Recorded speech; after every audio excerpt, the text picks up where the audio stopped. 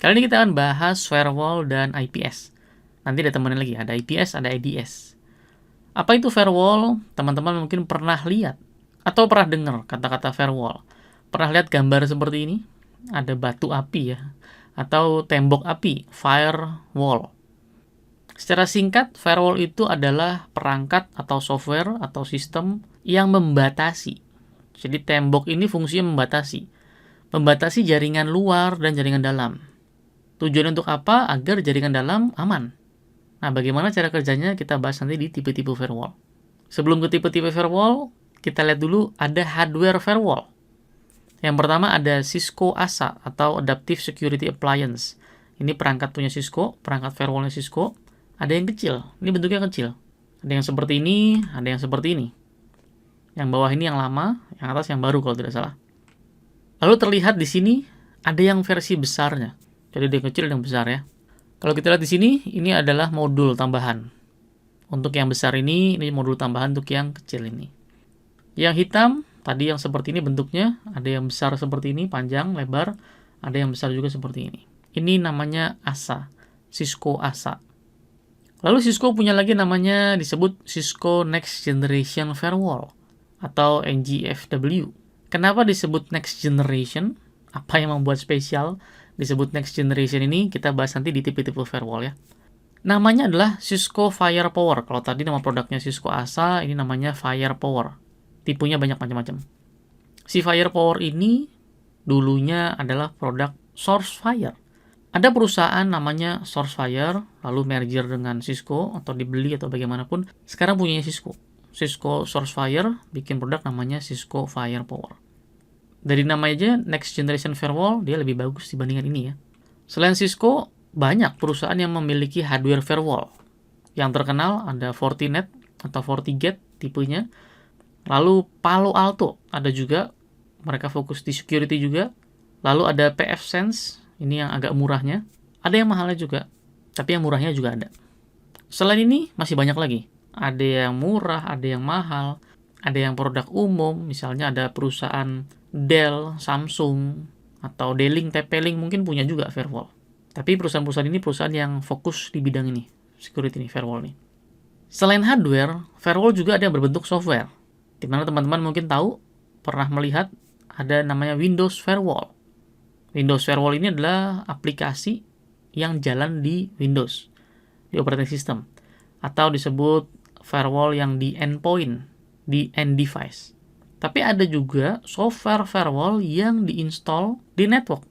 Jadi seperti ini, tapi menggunakan PC, menggunakan server di sini, di mana kita installkan software firewall di dalamnya.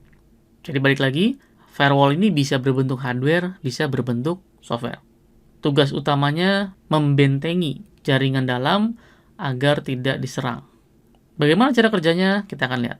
Yang pertama ada yang disebut dengan packet filtering firewall atau dikenal dengan stateless firewall. Di mana packet filtering ini adalah yang paling basic, di mana sebenarnya router biasa pun bisa melakukan ini, yaitu kita memfilter paket apa yang boleh keluar, apa yang boleh masuk. Baik lagi di sini, kita set di sini. Misalnya ICMP, paket ICMP tidak boleh masuk. Paket HTTP tidak boleh masuk misalnya. Paket HTTPS tidak boleh masuk, apapun itu misalnya tidak boleh masuk. Kecuali dari dalam mau keluar, boleh misalnya. Tergantung kita ngesetnya bagaimana. Itu disebut dengan packet filtering firewall. Jadi kita set aturannya bagaimana. Lalu berikutnya ada yang disebut dengan stateful firewall. Kebalikannya dari stateless. Stateful firewall, dia by default mencatat semua traffic yang lewat. Mencatat state, mencatat status ya. Di mana by default dia tidak memperbolehkan traffic masuk dari luar.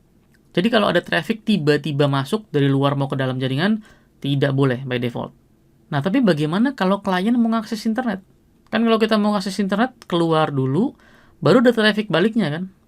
Nah, di sini di stateful ini dia mencatat. Kalau ada PCA mau mengakses ke google.com, dicatat sama si stateful firewall ini. Oh, PCA dari IP sekian, port sekian, menuju IP sekian, port sekian.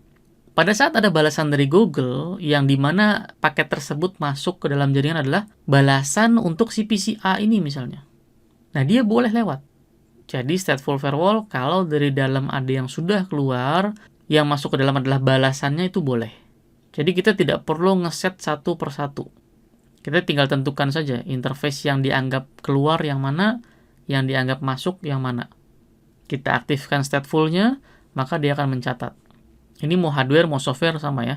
Hardware firewall, software firewall sama. Berikutnya ada application gateway firewall. Jadi kalau paket filtering, dia bekerja di layer 3, layer 4. Kita state, kalau ada IP sekian mau ke sekian, boleh.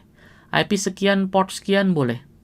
Stateful firewall, dia sudah di layer 5 sebutannya. Sudah di session. Dia melihat sesi yang lagi jalan. Sedangkan application gateway firewall, dia sampai layer 7. Dia sampai lihat ini informasinya apa. Kliennya siapa. Kontennya apa. Kalau HTTP, gampang terlihat kontennya apa ya. Apa yang boleh, apa yang tidak, dan seterusnya, dia bisa melihat sampai dengan ke aplikasi layer. Lalu berikutnya next generation firewall, yang tadi ya. Jadi next generation firewall ini sebenarnya firewall yang digabung-gabungkan. Digabungkan dengan apa? Digabungkan dengan IPS, atau IDS, atau anti-malware protection, apapun itu. Jadi dia tidak hanya firewall doang. Apa itu IPS, IDS, dan seterusnya kita bahas di sini. Intinya adalah next generation firewall ini firewall yang fungsinya bergabung dengan fungsi security lainnya. Ada beberapa tipe lainnya, tapi yang umum adalah ini. Berikutnya IPS dan IDS. IPS singkatan dari Intrusion Prevention System. IDS, Intrusion Detection System. Jadi beda, yang satu prevention, yang satu detection doang. Kita lihat di gambar yang ini dulu. Di sini dicontohkan ada attacker, lalu ada firewall juga, dan ada IDS di sini. Ini ada switch. Di mana fungsi IDS atau IPS ini adalah memfilter traffic. Si IDS, dia hanya mendeteksi, melihat saja apakah ada traffic yang dianggap mencurigakan atau tidak. Kalau ada, dia akan membuat alert. Bagaimana dia mendeteksi? Di switch ini dilakukan cloning. Setiap paket yang lewat, setiap traffic yang lewat, selain traffic tersebut masuk ke jaringan, ke internal, traffic tersebut pun di-copy ke IDS ini. Maka IDS bisa baca, bisa lihat, bisa cek ini trafficnya berbahaya atau tidak. Jadi gambarnya dari sini ke sini, ini sampai menuju ke sini. Attacker menyerang corporate sini ya. Lalu di sini ada adminnya yang menerima alert dari IDS. Oh, ini ada alert nih. Apakah terjadi serangannya? Terjadi. Karena IDS hanya mendeteksi. Kalau IPS, ini gambarnya gambar IDS sebenarnya. Gambarnya tidak begini. IPS ada di sini. Atau disebut dengan inline. Semua traffic yang lewat akan diperiksa satu persatu. Kalau sudah bersih, boleh lewat. Kalau ada traffic yang berbahaya, langsung di-drop. Jadi bedanya yang IPS, yang prevention ini, dia mencegah terjadinya serangan. Ini apakah diserang? Tidak. Karena sudah di-prevent oleh si IPS. Berbeda dengan IDS seperti tadi. IDS hanya ngecek, IPS dia memfilter satu persatu. Lalu kalau begitu bagus IPS dong Pak. Ngapain kita pakai IDS? Ada kelebihan dan kekurangan masing-masing. Kelebihannya apa dan kekurangannya apa? Nah, ini challenge buat teman-teman. Coba cari apa kelebihan dan kekurangan IDS dan IPS. Bedanya apa sih? Kenapa kita harus pakai IDS atau kita pakai IPS?